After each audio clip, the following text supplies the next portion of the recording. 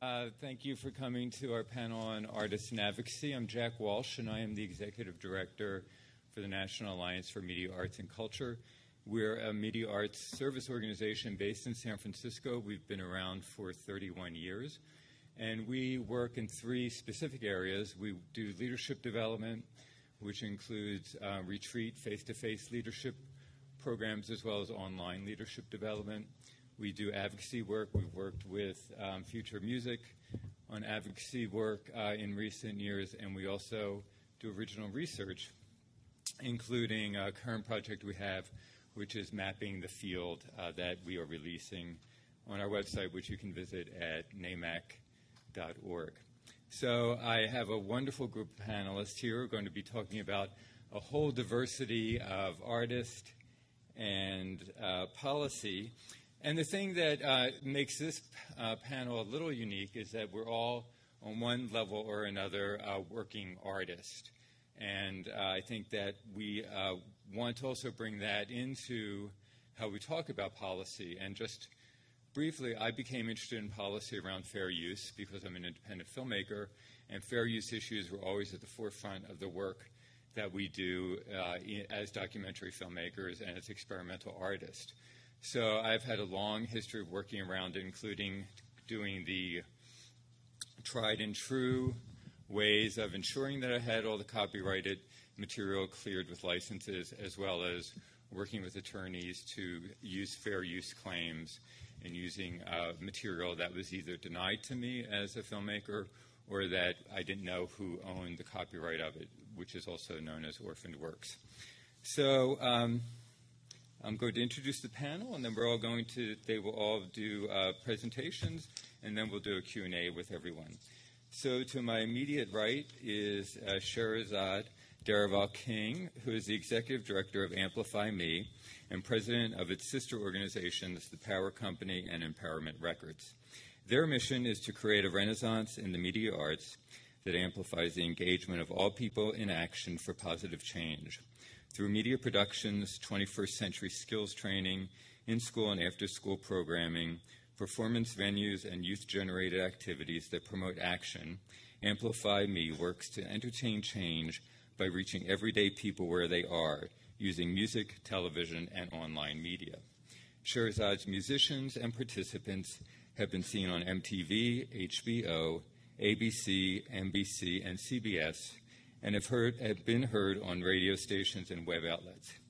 Scherazade was also the associate producer of If I Had a Minute with the President, a film created by middle school students to leverage influence on decision-making that affects them. The film was featured on the floor of the Democratic National Convention and seen around the world on C-SPAN. Scherazade is committed to increasing civic participation, raising consciousness, and awakening our power as co-creators of the world. I especially like that last part of it. We should all be co-creators of our world. To Scherazade's right is Gene Cook, who is a musician, producer, and director of programs for the Future of Music Coalition, a national nonprofit that works to improve the lives of musicians through research, education, and advocacy on policy issues that directly impact the ability of artists to make a living and reach audiences. Gene is the co-author of the 2010 NAMAC Future of Music Coalition Fractured Atlas Green Paper collaboration, which spurred a field-wide discussion about what a technology and rights policy platform might look like for the nonprofit arts and cultural sector. For those of you in the Boston area, Gene is appearing at the Brattle Theater in Cambridge next weekend, playing music for children at 11 with Elizabeth Mitchell, and music for adults at 7 p.m. with the band Ida. To Gene's right is Michael Winship, who is, is the new senior writing fellow at the Public Policy Research and Advocacy Organization, DEMOS, former senior writer of Bill Moyer's Journal on Public Television, and current president of the Writers Guild of America East, a position he has held since 2007. Experienced in documentaries and public affairs television programming, kids TV, and music and arts specials, he received the Emmy Award in 2009 for excellence in writing and has been nominated for the Writers Guild Award for Achievement in Writing 9 times, receiving it in 2004 and 2009 for commentaries written with Bill Moyers. Since 2002, he has written a weekly column for the nearly 400 daily and weekly newspapers at Gatehouse News Service that also appears on such websites as Salon, Truth Out, Common Dreams, Alternet, and the Bill Moyers Journal blog. And finally, to his right is David Bollier. David is an author, activist, and independent scholar who has studied the commons as a new paradigm of economics, politics, and culture for more than 10 years. He has pursued his work with a variety of international and domestic partners, most recently with the Commons Strategy Group, an international consulting project that he co-founded and is the co-founder of the Commons Law Project. David was the founding editor of onthecommons.org and a fellow of On the Commons from 2004 to 2010. He's written 10 books, 3 of which deal specifically with the commons, including his most recent book, Viral Spiral, How the Commoners Built a Digital Republic of Their Own.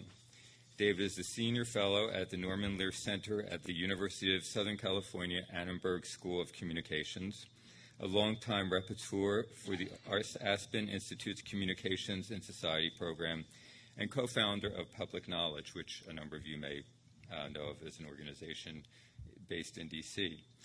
He worked with American television writer-producer Norman Lear for 26 years on a variety of non-television political and public affairs projects. David blogs about his discoveries and adventures at bollier.org. And his most current project is This Land is Our Land, The Fight to Reclaim the Commons, which he narrated and co-wrote and is available for sale downstairs. So if you have an opportunity, please pick it up. So with that, I'm going to start with Michael.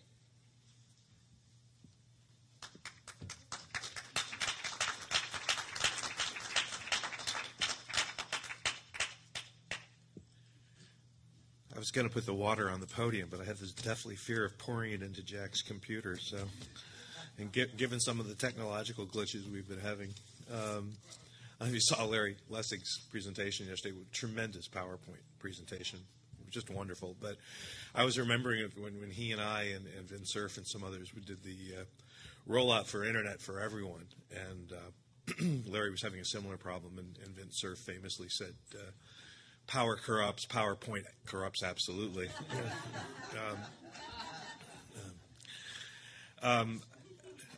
I had said to Jack and the others before that I'm sort of the public policy recidivist on this panel because I started out in public policy and public affairs and documentaries, and then I segued into kids' TV and musical variety and a couple of TV movies of the week, and and have really just returned in the last few years to public affairs and policy.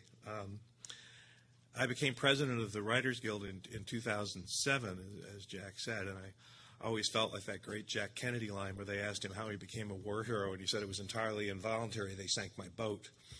And I sort of got thrown in. I became president of the Writers Guild approximately a month and a half before we started a 100-day strike. So it was a real full immersion experience. But one of my goals when I became president was to get the union more engaged in public policy that was relevant to writers and the creative community. Jack asked me to give a little bit of history of the Writers Guild. You should know that there are 2 Writers Guilds. There's the Writers Guild of East, of which I'm president, and the Writers Guild West, of which John Wells is the president currently. We have 4,000 members in the East. The West has 8,000 members. We represent screenwriters, television writers, radio writers. About 1,500 members of our group in the East are actually news writers or people engaged as editors or graphic artists in the news business.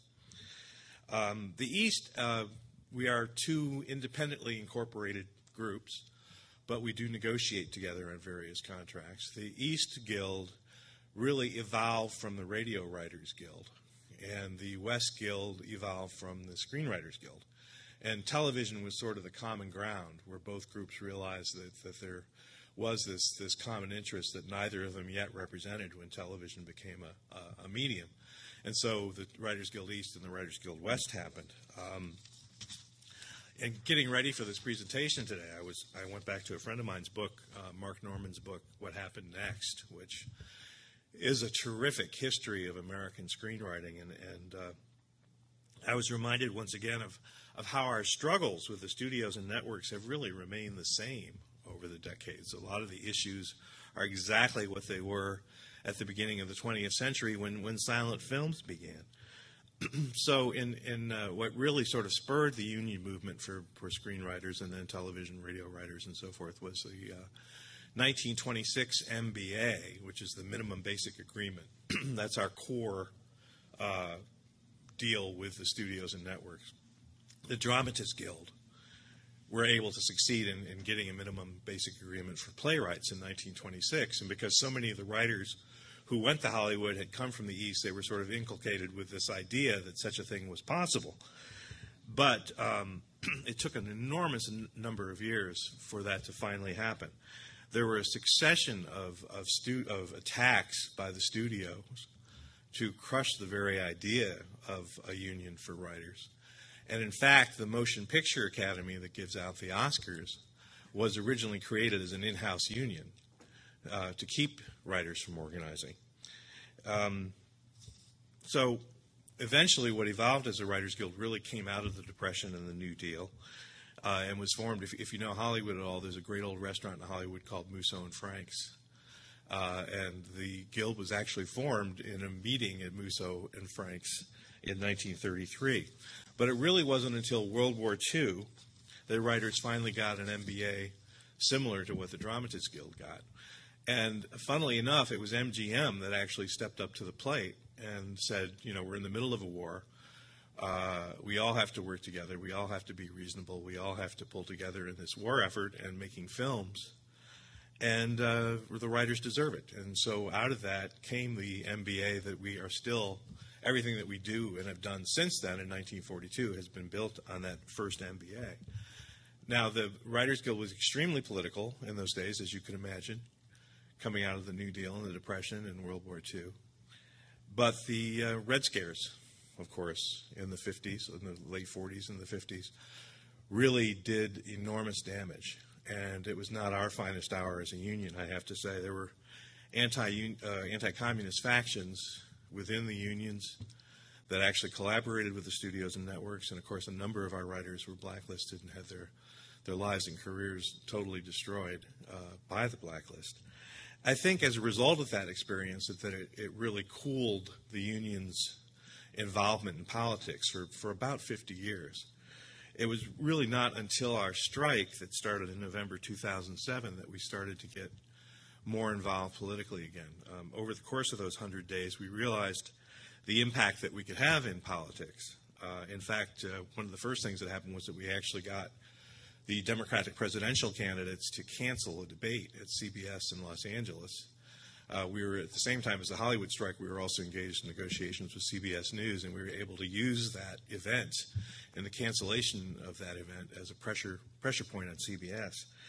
And while we knew that there was not legislative relief per se, we recognized the value of Congress as a bully pulpit. We met with members. We met with a number of members of Congress privately, enlisted their help. Had the strike gone on beyond the length of time that it did, there would have been hearings. There were going to be Senate hearings on the strike.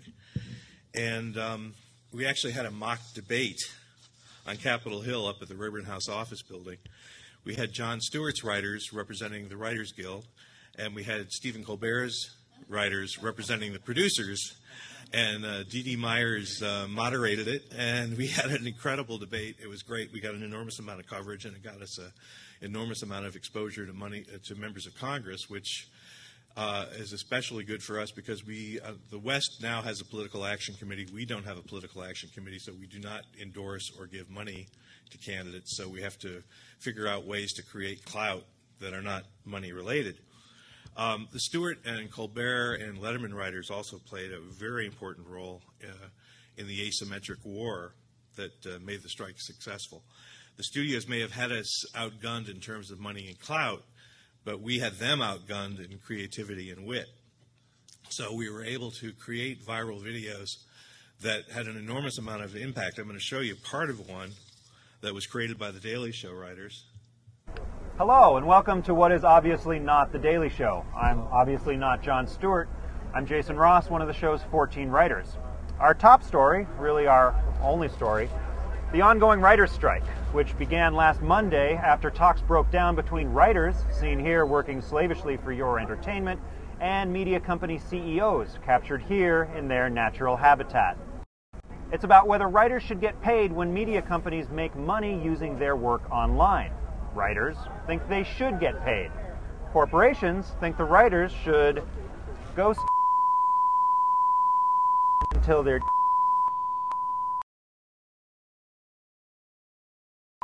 herpes in their nasal passages. And I gotta say, they have a point. I mean, this is the internet. It's not about money.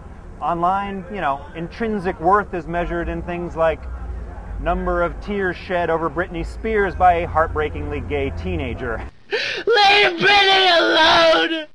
And while we're sad over this state of affairs, we're clearly not that sad. Besides, media conglomerates say it's too soon to put a dollar value on internet content. They say what's that?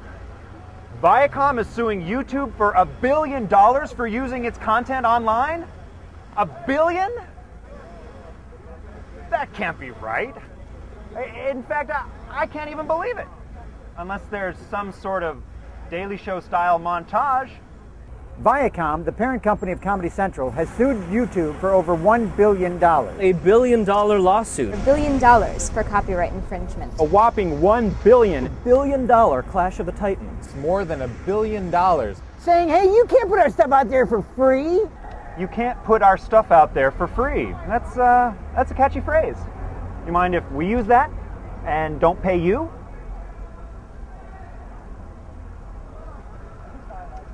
But is there anyone much older and more personally identified with Viacom who... That goes on for another 3 or 4 minutes, but you get the idea.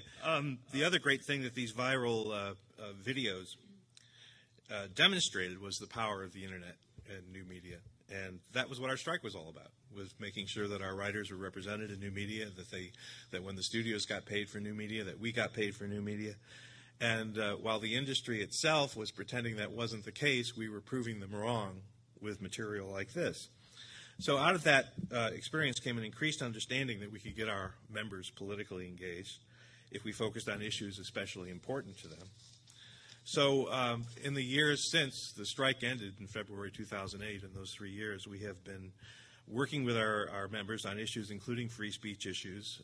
Among other things, we were very involved in Joe Berlinger's fight with Chevron over the documentary Crude, when Chevron has been going after him, getting his outtakes and so forth and so on. We've been working with Joe very closely on that. We've worked very much on the whole issue of increased funding for public broadcasting. We have 200 or 300 members in the East who write for public broadcasting, including myself. So we have worked a lot on that issue.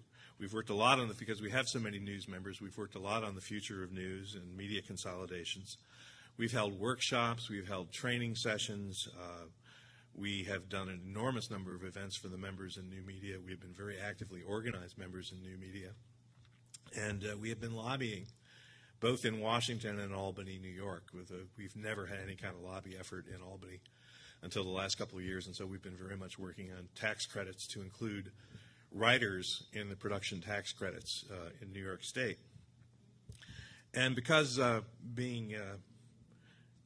coming out of the strike, and that having been about new media, as I mentioned, we've been very much involved in new media organizing.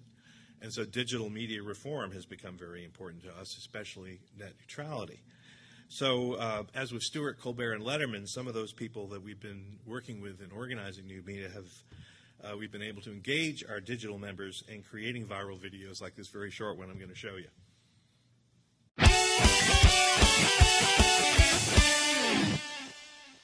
My fellow citizens, the internet today is an open platform, but the telephone and cable companies want to change the internet as we know it.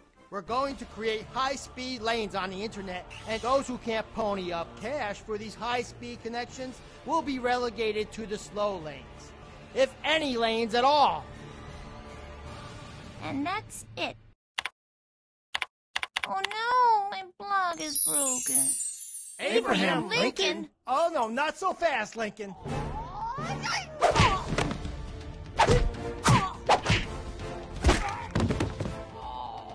Keep the internet open. Support net neutrality.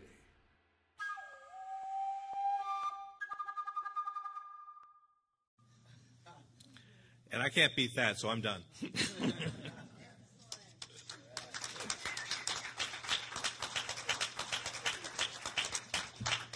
Thank you, David. Next, we'll hear from Jean Cook. Hello. How are you? Got up early, didn't you? So did we. My name is Jean Cook. I'm a musician, and I'm the director of programs for Future of Music Coalition. Jack asked that I give a little bit of personal history and also talk about some of the work that FMC has been doing engaging artists around advocacy. So my personal history, I'm a musician. I play violin. I've been playing violin for many years. I've been doing it professionally on and off since I was 15. I play in symphony orchestras. I do work in the studio with hip-hop groups, doing free jazz, experimental music, mostly touring with rock bands. I've toured in Japan, all over the United States, and in Europe as well. I was not an activist, and I was not really following politics and had no interest in policy. And I don't think that's very unusual for musicians like me. And what happened for me is what I think happens for a lot of people as they turn to activism. There's an event, or there's a book you read, or there's a person who acts as a catalyst and kind of opens up for you this space in the world where you can maybe make a difference and make some change and inspire you to kind of move more in a direction of becoming a more vocal advocate for the things that you believe in. For me, that person was a woman named Jenny Toomey, who I'd been playing with for a number of years. In 2004, she asked me to join her in forming this group called Air Traffic Control. Air Traffic Control was a collaboration between Jenny, myself, a woman named Erin Potts, who ran the Tibetan Freedom Concerts for the Beastie Boys, and a woman named Nicole Vandenberg, who runs the communications and the policy shop for Pearl Jam, the rock band. This group was put together at the request of Pearl Jam and REM in 2004 as a kind of a response to a lot of the attention that these bands were getting. It was a very, very important political year. They were getting a ton of requests. They wanted to be really effective in that particular election cycle, and they needed help to do it, and that's why Air Traffic Control came together. We built a number of tools. We helped get a lot of artists and managers educated about how to engage in electoral politics effectively. The difference between a 501c3, a 501c4, and a PAC. If you're donating services to a particular political group, what are you allowed to donate and what can you not donate? For example, you cannot donate the work of your staff, but you can donate the artist fee, for example. Teaching them things like that, connecting them with a number of groups that were doing really effective work in 2004, especially on various issues. And we also documented a number of, we served as a clearinghouse for information about people who wanted to connect with artists and artists who wanted to connect with different causes. And we ended up documenting about 3,000 concerts by artists across the country, whether it's Get Out the Vote or working on specific issues like environment or the war, or actually campaigning for political candidates. And probably the most well-known outcome of our initial formation of Air Traffic Control was the Vote for Change Tour, which was a number of artists that were strategically encouraged. Actually, this is an idea that Al Franken had come up with, which is basically, what if everybody did a concert tour, and so all of these artists are in the same state at the same time, but they only go to swing states. That's what they did in 2004. So that experience for me kind of opened up a new window for the kind of work that I could do as an artist and also as an organizer. I realized there's a tremendous amount that can be done around supporting artists and educating artists and helping them to become better advocates. In 2005, I moved over to Future of Music Coalition and shifted my focus in advocacy from political and electoral politics to national policy. Future Music Coalition is a national nonprofit organization. Jack talked about it a little bit earlier. We are a policy think tank, and we work on issues at the intersection of the internet, technology, media, and music and law. And these are the people at Future of Music Coalition. A lot of us are musicians. We come from the music industry. We own record labels. We worked for production companies, and we supported artists throughout their tours. And we're guided in our work. We work mostly on federal policy by a vision of building a musician's middle class. The idea that an artist should be able to, in our vision, do exotic things like pay for a mortgage and have health insurance, and to be able to reach audiences through venues like radio and the internet. We do our work through a combination of program areas that are kind of interrelated. We do original research, we do a lot of education, we do artist trainings and conferences, and we also do advocacy. Some of the work that we do with artists includes a retreat that we started in New Orleans the year after Katrina. We brought down delegations of artists down to New Orleans to meet with each other and also to meet with artists from that area, people who had been displaced, people who were working with displaced musicians, so they could see the extent of the devastation, but also the rebuilding process that was happening over, I guess it's like maybe been 5 years now. Almost 6 years. We've brought about 60 artists through New Orleans. In that work, they share best practices with each other for activism. Some of the people who come down are seasoned activists, very political. Others who come down are people who are interested but haven't quite figured out how to make that kind of change a central part of their work. Again, we're talking about facilitating a catalytic moment for artists. And this is something that I don't mean to sound like I'm bragging, but these are really, really, really great retreats. They really kind of open up a lot of possibilities for artists. In terms of some of the outcomes, many of the artists who have gone through these retreats, which we produce with Air Traffic Control, which is still around, an amazing organization. Those of you who are in the Bay Area should totally check them out. But these retreats have resulted in artists raising over $200,000 to bring artists back to New Orleans to help them rebuild their homes. It's spawned countless numbers of collaborations, whether it's a compilation like the Dear New Orleans compilation that came out for the 5th anniversary of Katrina, to tours and collaborations with artists from New Orleans, recordings in New Orleans, and it's had a tremendous impact just on the region itself.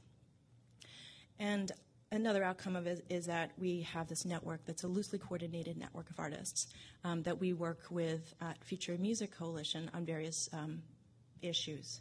And because, and these are some of the examples, like sometimes they come and they testify in front of the FCC, go to a hearing, they might go in front of Congress, they might put together their own tour that focuses on media consolidation, like the Tell Us the Truth tour, which was launched at NCMR a number of years ago, or they may bring attention to certain kinds of issues, like Pearl Jam and the net neutrality issue, or they'll do a video that talks about why community radio is important, or they'll go on the Hill and talk about why LPFM is important. Yay, LPFM. So these are some of the examples of the ways that some of the artists that we've been working with, both from the retreats and also through our artist networks, have been able to engage in the political process. Because this is NCMR, I just thought it made sense to highlight some of the specific work that artists have done around media justice issues.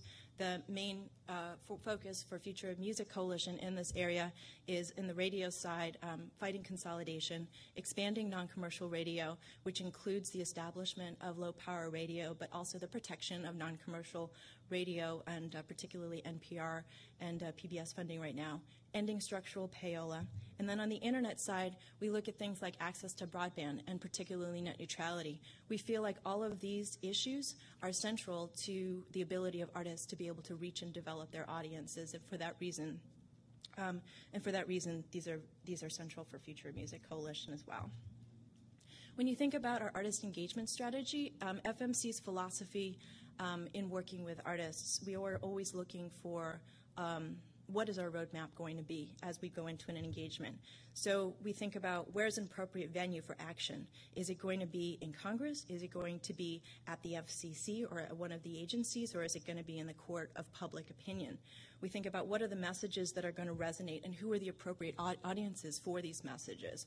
We think about what is a win. When we're going to an artist and we're saying, hey, do you want to engage in something like that's really, really important, like net neutrality, we have to be very concrete about what is the specific action, what is a win in terms of the outcomes from this specific action, and then the collective action, the larger campaign, what are we looking at as a win? And we're trying to be as concrete as we can so we can report back to the artist about whether or not we were able to meet that goal.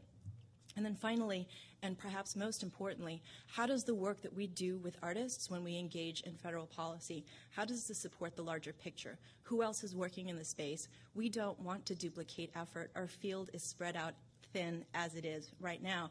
So we want to be able to work with organizations and kind of build on the momentum that's happening from the larger movement, and not necessarily doing this work in isolation.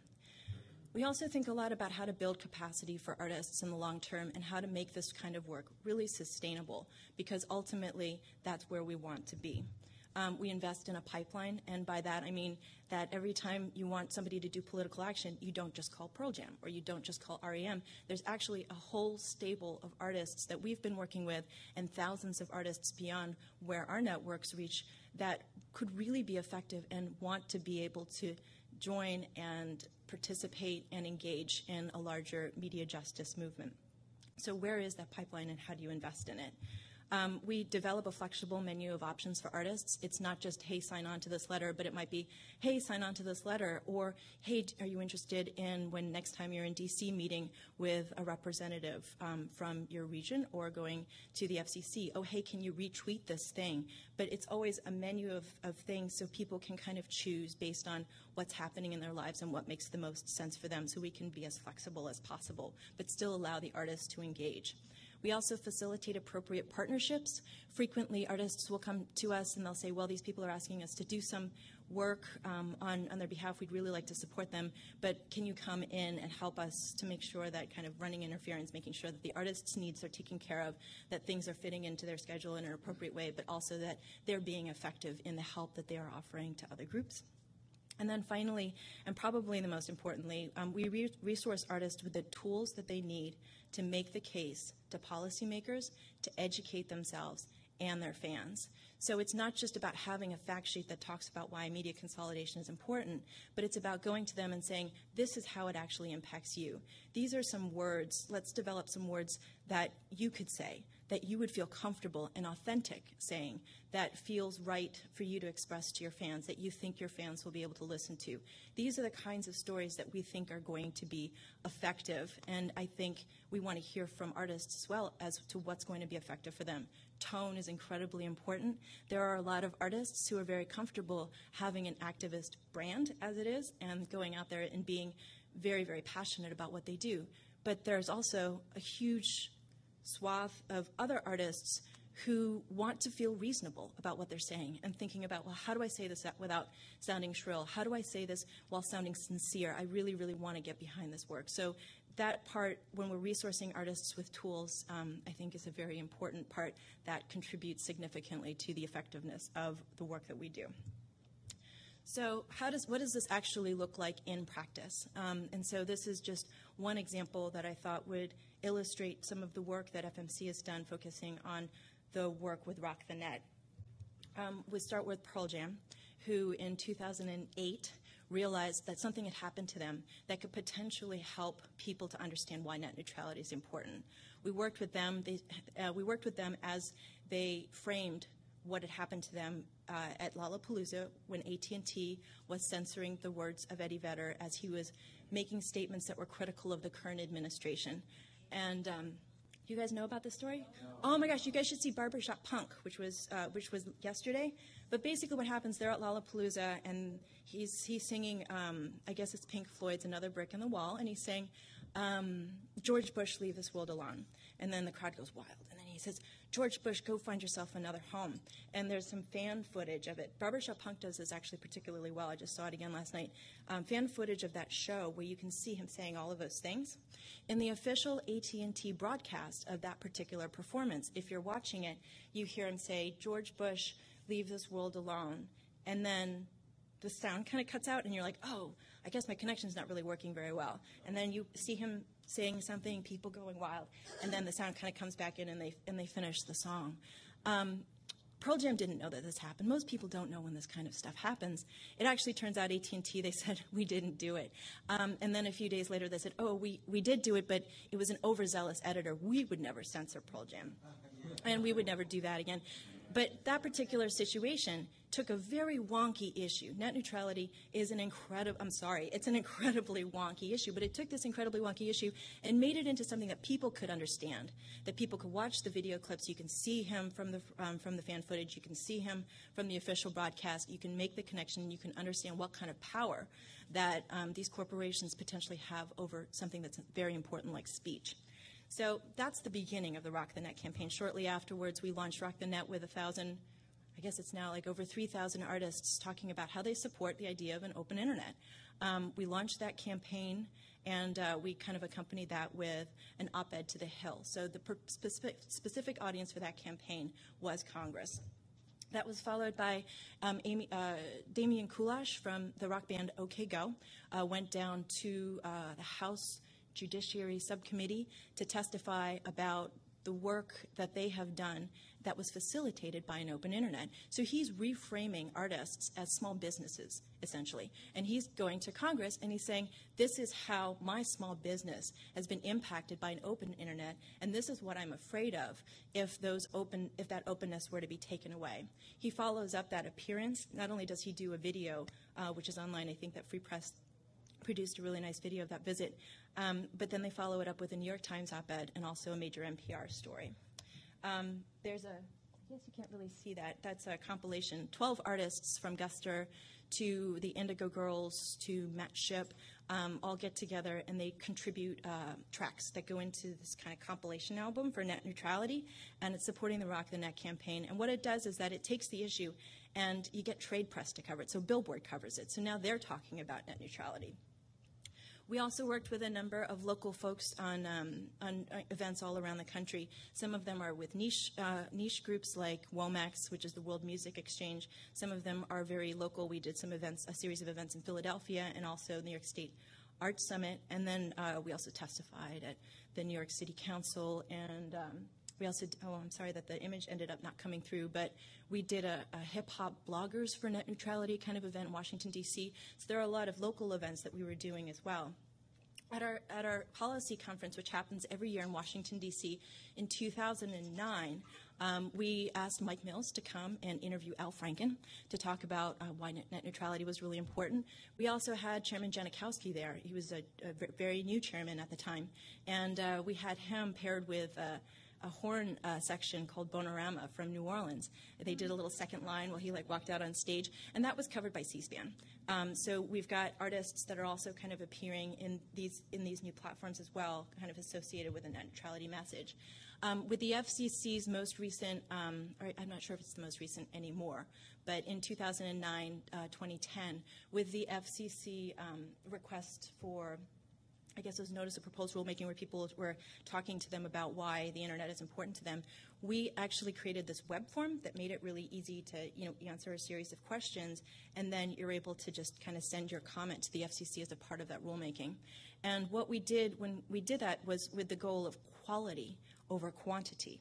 So rather than just saying millions and millions of people care about this, we actually created the forum so it would pull useful stories that the FCC could use about how artists are using the internet and how they've been impacted by the openness of the internet and the growth of the internet and why it was important to them. We also worked in the Rock the Net campaign in that particular phase of it when we were pulling the really, really good stories for the FCC. We'd been working, I guess, for 3 years with the national kind of nonprofit arts service organizations, people like the Association of Performing Arts Presenters, people like NAMAC, Fractured Atlas, all the choruses in America, all the chamber music groups in America. All of these folks, we'd been pounding at them and being like, there's this issue. It's called net neutrality. It's really important. After 3 years of kind of bugging them about it, they finally got to a place where they were like, oh, well, our members actually care about this issue. We want to try and figure out how to engage. They ended up filing testimony around the same time of the Rock the Net campaign that we had put together for 2009-2010. And ultimately, it ended up making it onto the Arts Advocacy Day platform that year, which is the largest advocacy day that the nonprofit arts and cultural sector puts together. And that was the result of the work of a number of different people, not just Future of Music Coalition, but that was a huge win because now you have policymakers hearing about why net neutrality is important for people that they almost never hear from on those kinds of issues. And then my final example is Filler Magazine. OK Go was recently back in Washington, D.C., and they met with Chairman Janikowski, and they also went to the White House to talk to the Chief Technology Officer's office. And Filler, which is a fashion magazine, I think they're also like a lifestyle magazine, covered the fact that they had gone to Washington. They talked about it. So when you look at the progression of where we're starting, where nobody knows what net neutrality is, and then all of a sudden Pearl Jam kind of puts a face to that kind of an issue, to 2 years later when you have a fashion and lifestyle magazine explaining to people what net neutrality is, you know, I feel like that's a lot of progress. So we're very proud of that. And that's not work that just we've done, but this is work that we've done in coalition with people like the Media and Democracy Coalition, people like Free Press, people like NAMAC. There are a lot of folks who contribute to this. But my point is simply to illustrate, when we look at our strategy, where are we going after, how to be really, really specific. Who are the audiences? What are the messages? And ultimately, every single thing that was done by the people involved in this campaign was easy. It was easy for an artist to sign a letter. It was easy for an artist to, I mean, like, who's going to say no to come to D.C. and interview Al Franken? Or, like, you know, and then, you know, Damien was totally, totally excited about going down to Washington, D.C. to meet with all of these folks. He just actually, he's the world's greatest lobbyist. I don't know if you guys have ever seen him speak, but if you ever get a chance, besides their fun videos, which if you haven't seen, you should also see them speak about some of these issues because they're very, very effective. OK Go. His name is Damien Kulash. But then, you know, someone like Pearl Jam, who they don't have a ton of time, they have a lot of requests on them, they're also able to contribute in their own way by making sure that when this issue does come out, it becomes framed and attached to the idea of net neutrality. So everything that the individual folks did was really easy, but it was a lot of different folks, and they were coordinated in a way that what ends up coming out of this is a very clear message about the impact and the stake, the impact on artists and the stake that artists have in an open internet. So I'll stop there. Thanks.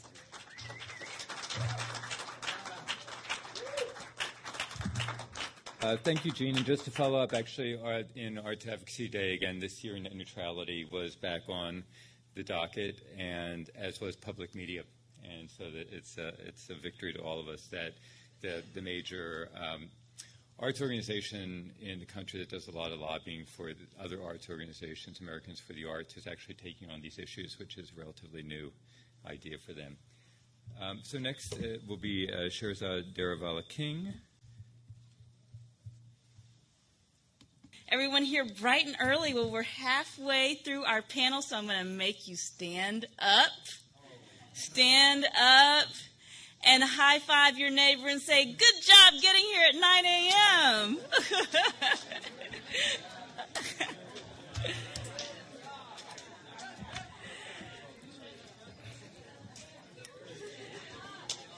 All right. Sit back down. Tell you give folks an inch, they take a mile. All right. My name is Scherazade King, and I'm the executive director of AmplifyMe. We're a national organization that's actually based here in Boston, but we're now growing into the Miami area. So are any Floridians out there? No Floridians in the house? Yeah, they wouldn't be here at 9 in the morning. So, all right. Well, my presentation is from the perspective of someone who actually trains young artists to intentionally be creators of culture. And, you know, we're kind of from the school of Bertolt Brecht, where we look at art as not something to just reflect our reality, but as a hammer with which to shape it.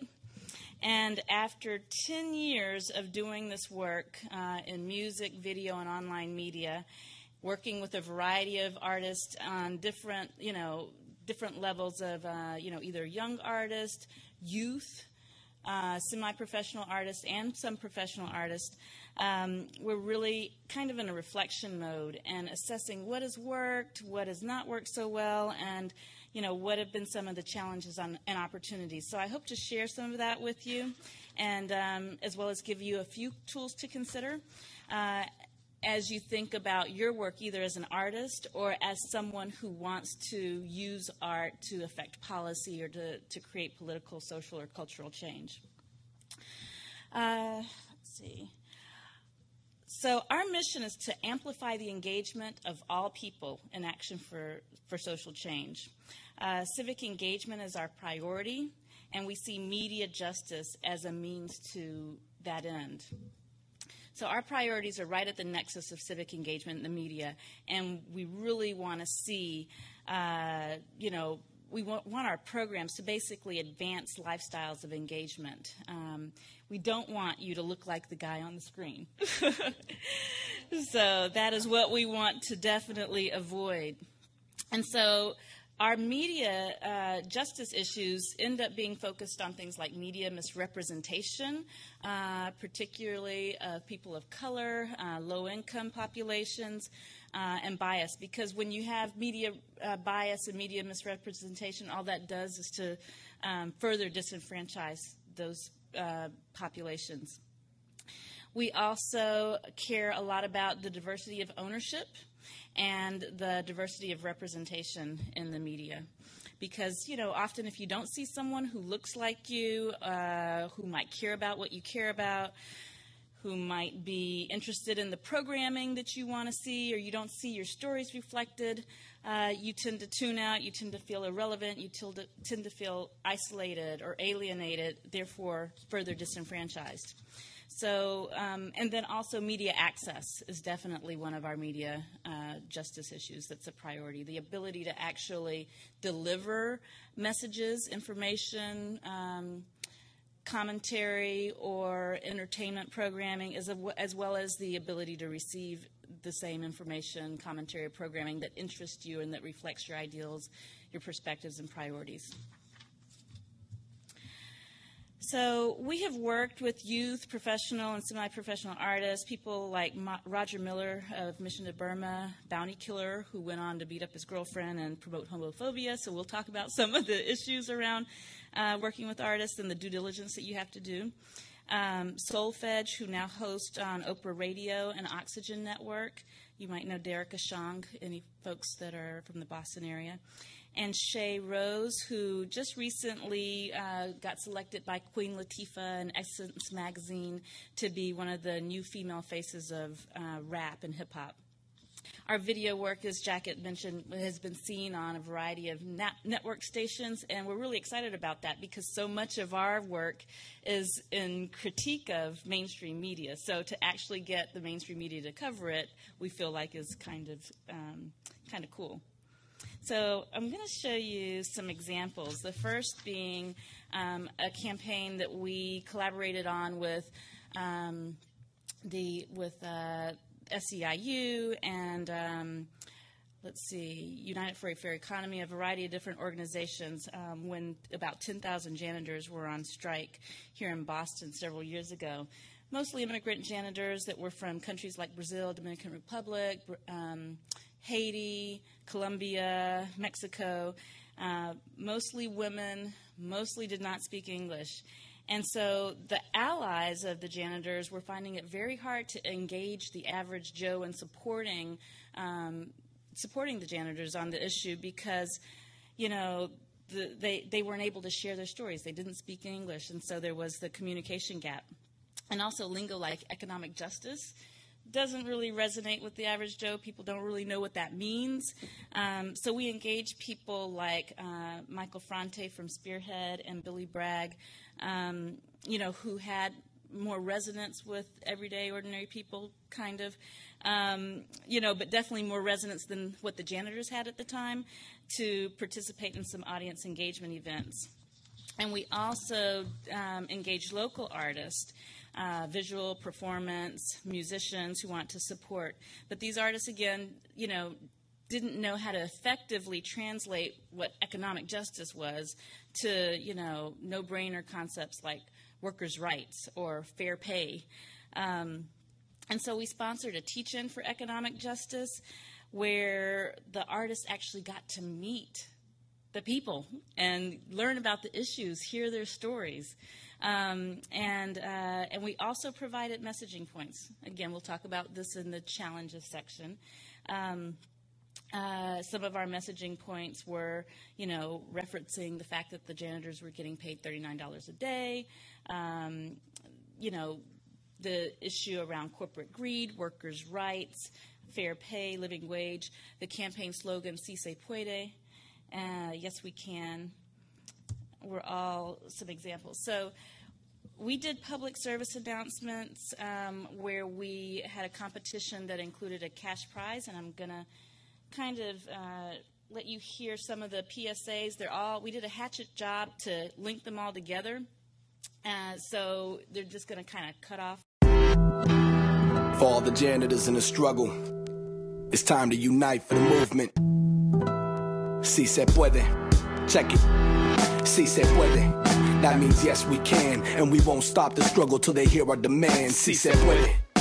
It will be done. The time for action is now. We shall overcome. Here's to a better day. United a better way. Cause $39 a day is not okay. We on a mission to lift the minimum wage. The time for justice is now. Set the political stage.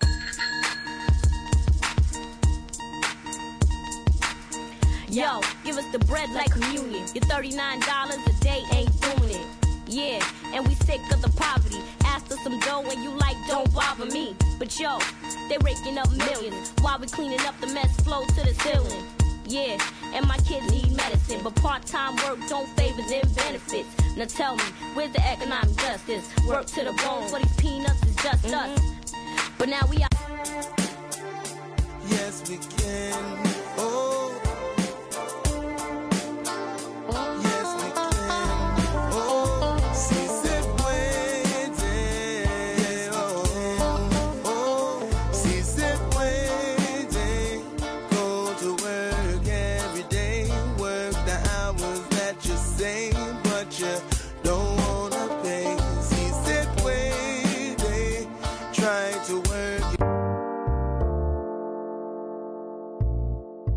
One wish, one fist, one plight, one fight. One wish, one fist, one plight, one fight. Without living wages, rage builds among birds in corporate cages. Wings clip but lips lift songs in rhythm with raised fists. Can't sweep this list under the carpet when janitors not paid what they're worth in this market. So we're uniting people like Marcus. Mark this movement when we save the children for 70 cents a day but can't pay our own people a livable wage. Strange. Economic justice isn't just about the janitors. This affects us all, and they were really effective. Another example from our empowerment music program was our CD, which is here. It's called Empowerment, The Power to Break You Free. We wanted this CD to be the freedom songs of this generation. And the slide I've highlighted some of the language that was included for the artist as parameters for their submissions. Things like, the fact that the piece should have longevity, therefore it shouldn't necessarily deal with a time-sensitive current event. It should be a galvanizing, emboldening force. We want it to target a place of spirit and inspiration more than anger and despair, though that might be its roots, because we want it to be, something that helps sustain people in their activism. And we know that anger and despair isn't sustainable. It can get you started as activists, but it's not something that can sustain you. There were a variety of other elements. I hope you can read it, but things like thinking outside of the metaphorical box of what current social and political and cultural constructs dictate. Really thinking about how to move people along that spectrum of being engaged citizens, and then ultimately advocates, and then ultimately activists. And exploring the value each individual brings to creating the change, and what it means to empower, educate, and inspire people to mobilize, organize, and engage in action for positive change. So, what we found was that it was really challenging for artists. A lot of the artists submitted protest songs or resistance songs, and it was very difficult for them to lead from a place of vision, for being about what they were for versus what they were against. Their music was more oriented towards, moving away from something than towards something. So, when some of the artists' songs weren't selected, they felt censored. So that's something that we'll talk about a little, and I'd love to hear your perspectives in the Q&A as well. But I'm going to have you listen to a piece that Lyrical did for the CD that highlighted media justice issues. And just since I know it's still early, you might not get it from the beginning. So the Thug MC intro is just to get your attention. But you'll listen out. You should listen out for some of your favorite media stars as well. Yeah, let's do one for the clubs, yo. Let's bring this one in on some club banger with the claps and everything. Yeah, yeah.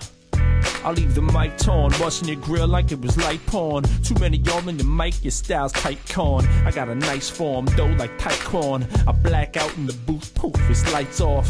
Playboy, your whole style is quite soft. Leave me with your breezy and believe me, I'll pipe off. Ah, yeah, that's good. They ain't paying attention now. Drop the realness. MTV to CBS to BET to Nick at Night, that's right, what do you see? Spike TV, VH1, Comedy Central. It's all Viacom, that's controlling your mental. Infinity Broadcasting like 200 stations. Paramount, Blockbuster, locking up them locations. Just try and buy your song, untouched by Viacom. They own the free press, no lie, that's a riot guard. Simon & Schuster, get used to the name. Used to own the Square Garden where you watch the game. While you sitting in Lowe's, you watching they shows. Or your holdings off the coast and tobacco you smoke connected to Coca-Cola. More than just soda though. Billboards, UPN controls the radio. I ain't afraid, yo, my voice stays low. We about to press it up before the label even know. I leave the mic torn, busting the grill like it was light porn. Yo, man, I just did that in case they were listening to the hook, man. But I know they're mindless, yo. They ain't listening to that information that they need to be hearing, man. People get their minds zapped out, numbed out, man. So I'm gonna come back and keep the realness right here in the verse, cause I know they ain't paying attention this far, man. Peep it. Look, I rock a chain buckle, tuck it under my shirt. I teach the youth what I know every day I'm at work. I'm one of the largest damn promoters in the city of Beans. Studying on Clear Channel up inside the machine. They own 1,200 stations and the places we throw shows. Even on the tours of most of the artists you know. Fox News, that's them too. The Minnesota Vikings. Pro-Bush ads and Rush Limbaugh, it's frightening. Howard Stern, he was fighting the power. But see, the FCC was ran by Michael Powell. That's Colin's son. So when Stern dished Bush and the war in Iraq, son, that's all that it took. They came to find his ass fast. Said they about to find his ass on some profanity. Damn, it's all insanity. Hypocritically, speech owned politically. Literally, they try to get rid of me. Say lyrically, you unpatriotic cause they hating the fact. They spread hate and try to hide it in the Patriot Act. I gave it the facts. It's way beyond white on black. It's classism and they teach it every day you in class. I leave the mic torn, busting the grill like it was light porn. Blah, blah, blah, blah, blah, blah. Nice song. Yeah, that's all it comes down to these days, man. Just having that catchy hook, man. Cats ain't listening to what people are saying in the verses, man, unless they know these cats for years in the grind, man. So cats never heard of my name, they probably ain't even peeping out these verses. Mickey Mouse saved the rat for last, son, I'm loving it. Cause Walter Disney was working for the government, putting propaganda in his cartoons, no lie, admitted it, was working with. We have some of these CDs here for sale for $10 if you're interested. And there's definitely some really good pieces on the CD. It's in our Youth Media Institute that we train culture creators.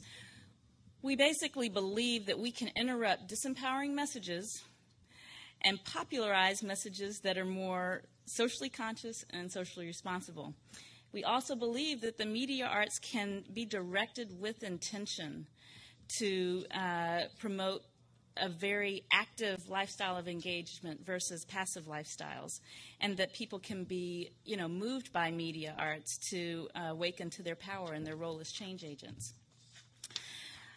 When youth typically come to our program, they come without a real social justice orientation, and we work with them. The work that we do with them isn't always linear, as this diagram kind of displays. Usually, we definitely do some of the identity formation and really thinking about what it is that they care about, but then, based on a current event or something that's going on, we might jump, over to community benefit project or radical action or community mobilization, like in the case of Katrina and Haiti. Then we might back up and go back to issue education around Katrina and Haiti, and then give them the opportunity to move on to community awareness, where they take the knowledge that they've learned and then educate people in the community. They're learning segments, every afternoon. We usually do a media justice, critical analysis segment, a production segment, and a leadership segment where we actually show them how to use media as an organizing tool.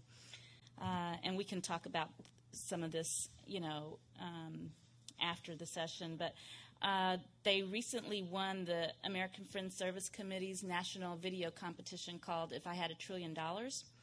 And I'll just show you a little bitty piece of that.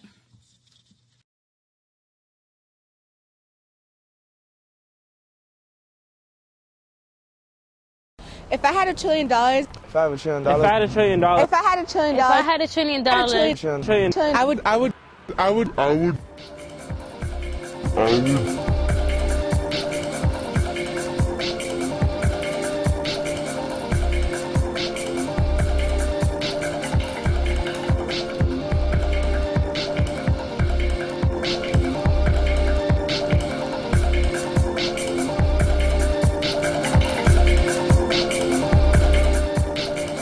If I had $1 trillion, the first thing I would do is help build a new medical center for people who doesn't have access to health insurance in the medical center or people who just can't afford it. If I had $1 trillion, I would build a center for the homeless to have a privilege to reconnect with society and also to get food and appropriate clothes. If I had $1 trillion, I would build different type of community centers to keep the young teenagers out of the street and prevent gang violence.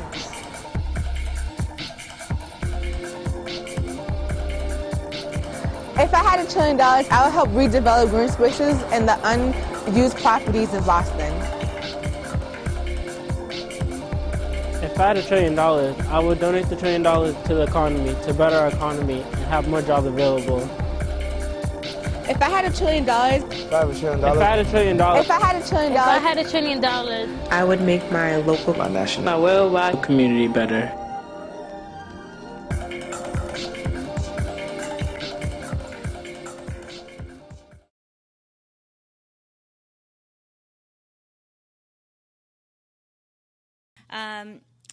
We've also been commissioned by places like the Boston Public Health Commission to do messaging around their Be One Example campaign. Basically, it was a youth violence prevention campaign where they didn't want to use the word violence, of course, which is kind of in line with our modus operandi also, about being more about what we're for versus what we're against. And but this was a challenge for our young people, and I have to say a challenge for us too, because we're constantly walking a tightrope when it comes to this whole concept of commissioning artists. Our whole point is to create a empowered and engaged citizenry, and not puppets, and not people that are kind of creating jingles. And so, we try to design parameters that really give them the ability to explore their viewpoints in a way that's really empowering. So I'm just going to pass through some of these video service examples that kind of show some of the ways in which it was hard. You get a sense because they had to use the word violence. They couldn't even not use it. And we let that be their message because that's just where they were. A little bit about their process. And then, on an audio campaign, you might recognize Shay. She's the artist that I mentioned to you, is now on Essence and Queen Latifah's hip-hop artist campaign. But she wrote, our youth actually created the parameters this time about what they wanted to message and enrolled artists to do it. We did a graphic design campaign. This slide shows basically how empowered they feel. And I think we're doing a decent job holding that tension between, how much we, the role that we play, I guess, as facilitators of these conversations versus dictators of what needs to be said in order to get the point across. Because the youth are feeling more like they have the ability to leverage influence on people's thinking and things that affect them. So I would say our challenges are some that I've talked about: art versus entertainment versus propaganda, the role of the artist as an artist versus a spokesperson versus a marketeer. Our whole issue, which is, creating a movement building context by, trying to create a more active, engaged citizenry versus defining movement towards what Our partners always want us to be the economic justice organization, or be the youth violence prevention organization, or be the, like all things for all people, and those aren't necessarily our issues. We see our first issue as civic engagement and creating a context for people to practice their activism, and then media justice as our second issue, because that is the tool that we use. Participant indoctrination, and also the whole, nonprofit, like, should we be doing this work as a nonprofit, or is there a more effective way that we can actually be, working with cultural creatives to create, compelling messages? So those are some of the issues. Last two slides are the resources. So I show this slide because it's always empowered our artists. This isn't in my document, so, here it is. Because it's, you basically have our side and their side of an issue. And, artists a lot of times think that they have to swing everybody over to their side, and that the one message that they're creating needs to swing everybody, when that's not the case. If you take these pieces of the pie and just kind of move everybody one pie slice over towards your side of an issue, the good news is that most social change campaigns, the tide will swing in your direction just by moving people one step, not necessarily getting your, most virulent opponents over to your side. And so just think about your message in terms of which group of people, is it that you really want to move, and direct your message at those people. And then this movement action slide, which is from Bill Moyer, that kind of, I like showing this because it gives artists the ability to assess the temperature, what the temperature is on a particular topic that they might be shaping their message towards. For example, Bense, the street artist, a lot of his work is around this first column, which is upsetting the status quo and business as usual, and snapping people out of their kind of unconsciousness and making them wake up. So is your message informative? Is it a wake-up message? Is it about fanning the flames of an already informed and engaged population, but that needs some galvanizing? Is it in the spirit of civil rights and movement messaging or music that reminded people that the music is a marathon and not a sprint? So think about who your messaging is for. And then this list of websites, I thought that they might be resources that other folks here wouldn't share. Movement, the Center for Media Justice should be on everyone's list, but also Training for Change, movementstrategy.org, Tools for Change, shows some of those last diagrams that I illustrated, and then our youth are currently using Marilyn Frankenstein's curriculum for the Yes Men Fix the World to do some satire and other kinds of video work. So I look forward to the Q&A. I'm sorry I had to rush the last part of it because I am way over, but I really appreciate you all having me today, and it's good to be here. Thanks, Scherazade. And finally, we will finish up with David Bollier. I don't have any slides, but I have a somewhat alternative perspective on a lot of this. As sort of a refugee from Washington politics, my focus has been in a somewhat different direction. For lack of a better term, you might call it do-it-yourself policymaking. My previous book was Viral Spiral, and the subtitle says it all, How the Commoners Built a Digital Republic of Their Own. And the idea is that with Washington politics so locked up, corrupted, ignorant, as Larry Lessig showed last night, it's a necessary arena for engagement. God bless free press, public knowledge, the many others who are doing God's work there. But it sometimes feels that it's a diminishing return for a whole lot of effort dealing with a lot of people who don't really know what's going on out there in the world. And I think that there are a lot of opportunities for doing it yourself.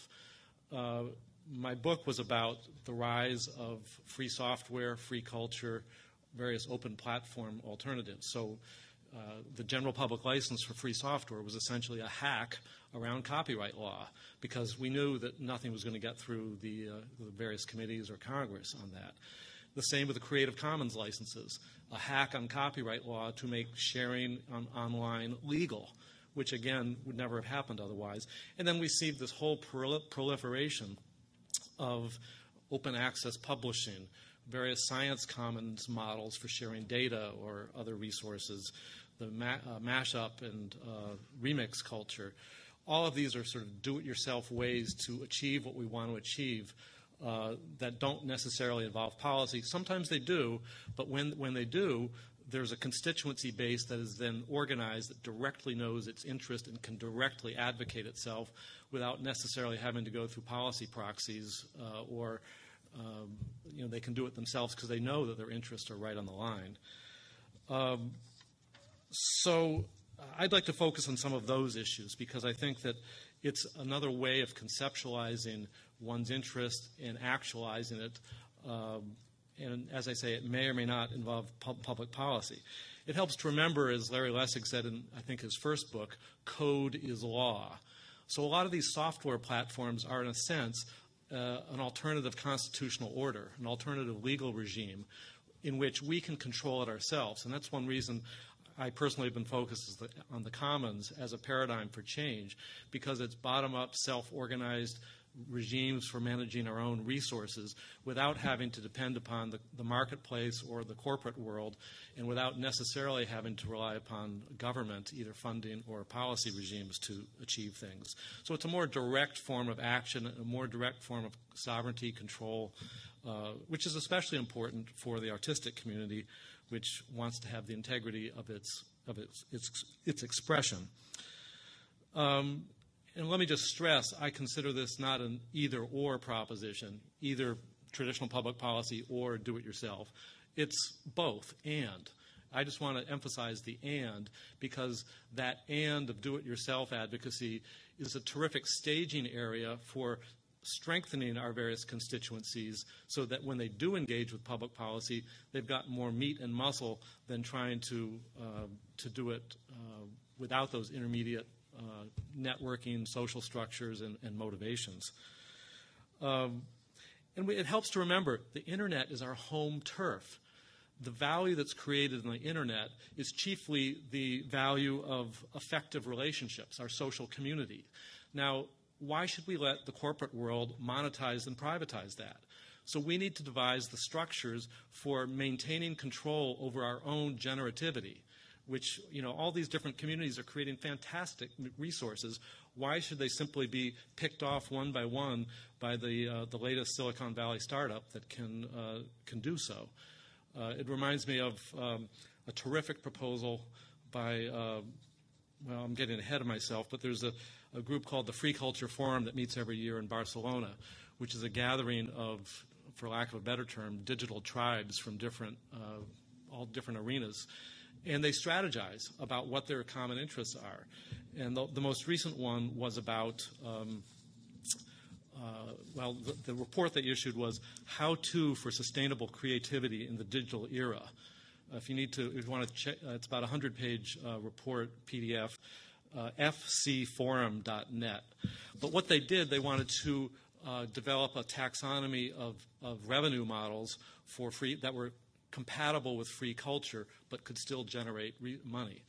But one of the terrific ideas that came out of that, which was very proactive and imaginative, was why shouldn't user-generated sites that make huge amounts of money from user contributions, Facebook, whatever, why shouldn't they pay a 15%, in effect, royalty to the biggest measured users? And there's a certain formula they devised.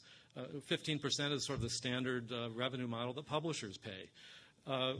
That's the kind of imaginative, proactive thinking that I think we have to have when we engage with policy itself.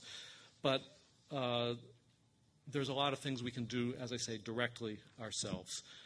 And I wanted to give you a few examples. One example, in Amsterdam, there's something called the Blender Institute, which is a global network of open source computer animators. And they're doing films that are as high quality and artistic as Pixar without the mass market crap that Pixar has to do. And so it's very artistic but very high quality stuff. All of their DVDs are released under open licenses, but they sell them also. And so it's a non-profit that has tremendous artistic creativity but also generates revenue through these alternative models. In Brazil, there's a music movement called Tecnobrega, where CDs and music are distributed for free, essentially as advertising for these major soundstage concerts. And it has become so big that artists make livelihoods out of it and bypass the record industry. The record industry has become so marginal relative to where the culture's at because they've created their own alternative venues and marketing system through essentially through social networks. And so there's no need for copyright control. You just release the DVDs because they're so inexpensive anyways, and they get people for the concerts. DVDs or CDs are created immediately after the concert, in which the artists call out different people in the neighborhood, and so it's sort of a unique performance that people buy. In other words, alternative revenue models based upon open sharing models. I might add the same thing is occurring in Mexico, the Sonoderos movement, where people have self-management and sustainability of their own music, bypassing the traditional commercial. Sonideros. The other is Tecnobrega,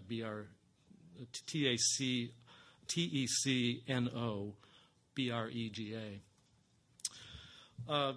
And I just mentioned these to try to expand our imaginations a bit about some of the things that could happen. I mean, I mentioned the Free Culture Forum because I think there's an urgent need for some kind of leadership forum to start to broker some cross-sectoral statements and policymaking beyond the typical one-off coalition, where a group of artists across many different artistic sectors can begin to make a united statement that we depend on these open platforms, this is how we want to approach it, and sort of take the proactive step towards policymaking as opposed to whatever comes down the pike from the corrupted political process.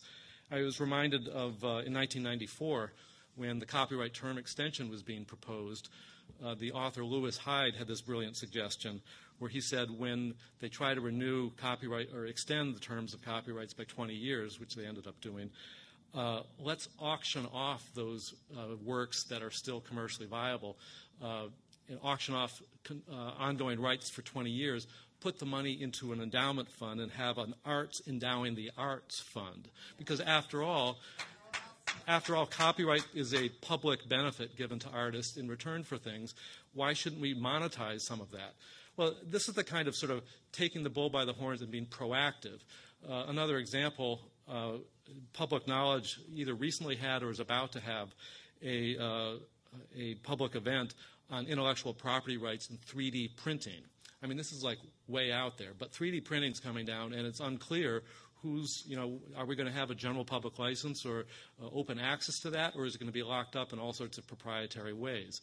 I mean, I think that getting practitioner communities together and having their interests directly represented at the policy level in cross-sectoral ways begins to give us the momentum to set our own terms, and I think that's really one way to sort of shift the whole dynamics of public policy, which so many times seems so sclerotic and hopeless and dead, when I think if we can base this on the do-it-yourself models, we can make some headway. I mean, I'll just mention a few other examples just sort of to prod your imagination.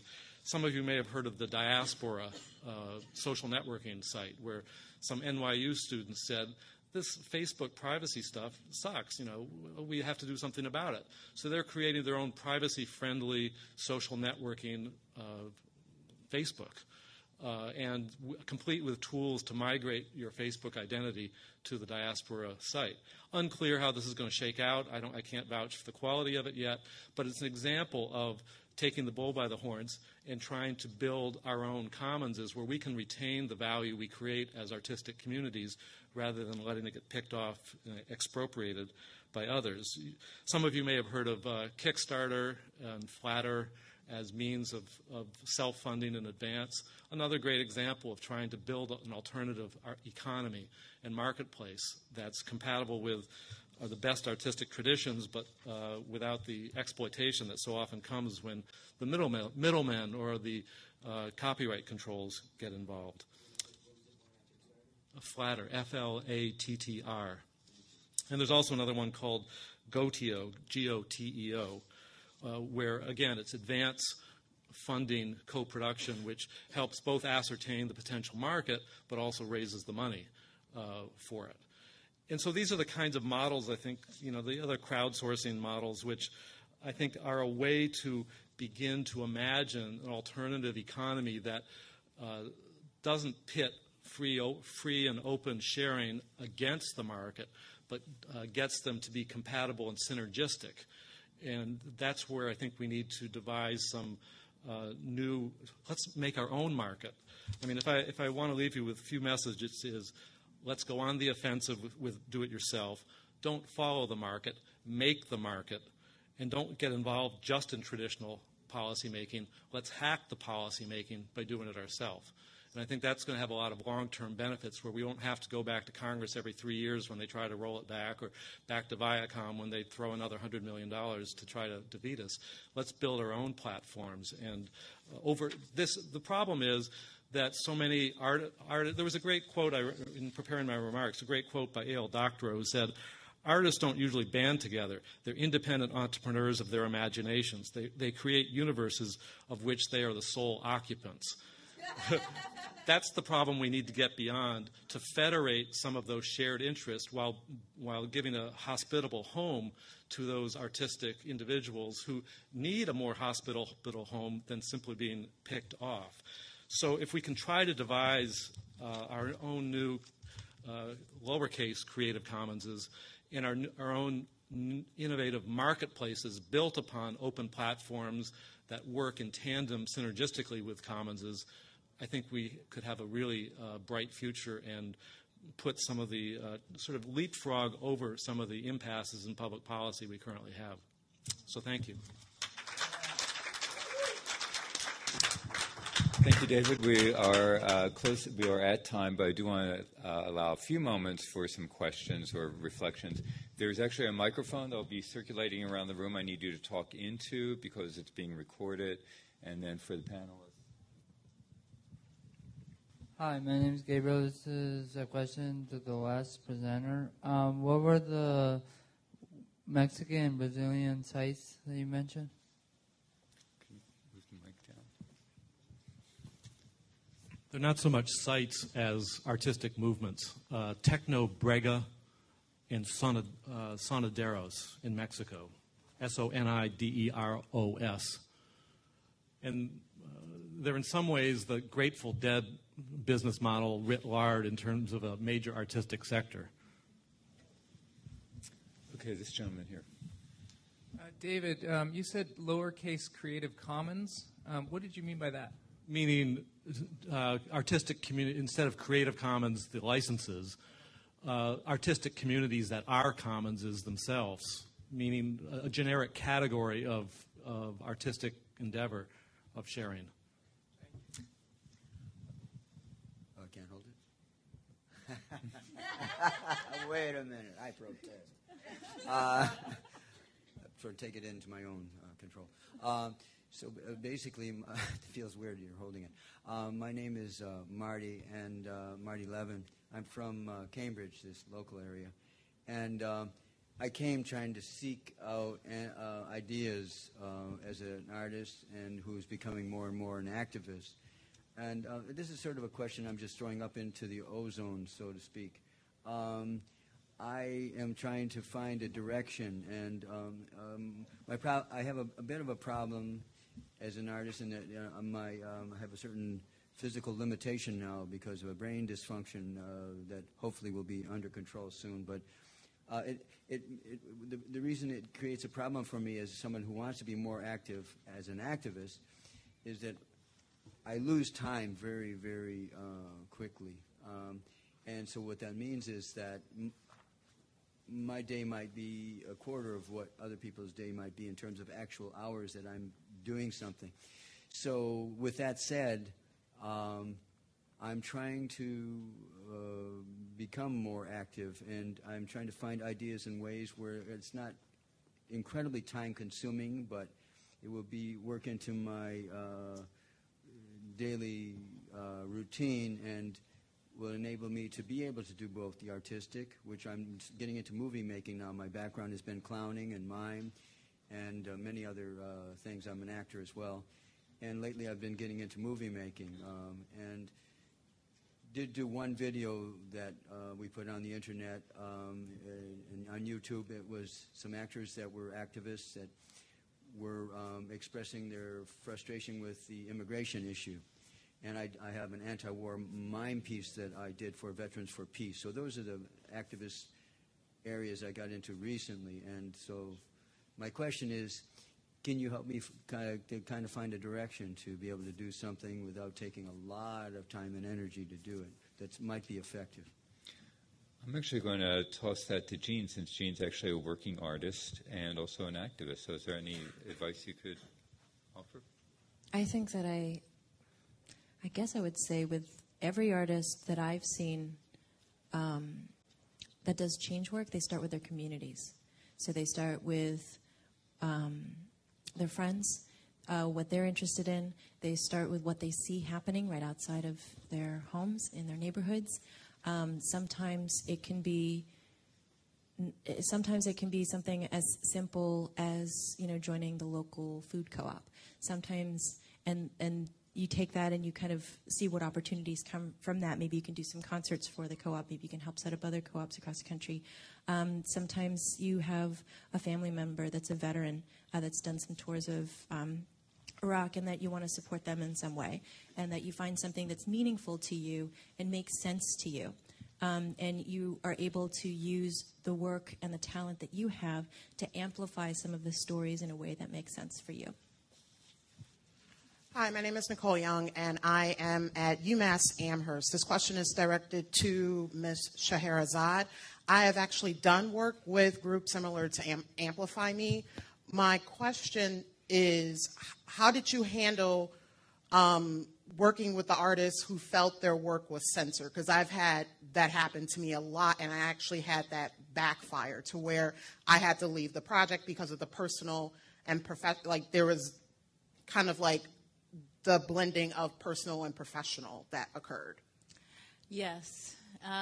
Well, you know, and it definitely it felt like a backfire for us too. I couldn't leave because I was the founder. So there was nobody that could take it over to help smooth things out. You know, it was very tricky because, you know, we thought we were kind of, like Jean had suggested, giving people different, like a menu of options and ways to engage, a range of things that they could, you know, address. And, you know, for us, it was really a matter of, you know, having a lot of conversations. We had a community meeting, mainly participated by artists. And actually, we had two of those. We had one when it first happened that gave the artist, there were more than one artist that felt censored, but there was one that was particularly upset that gave the artist an opportunity to talk about this. I think that the local artists were typically used to being in projects where they could do whatever they wanted, particularly youth projects that were compilations where everyone was just kind of, you know, talking about whatever issue they cared about, versus a project that was very specific, you know, on message.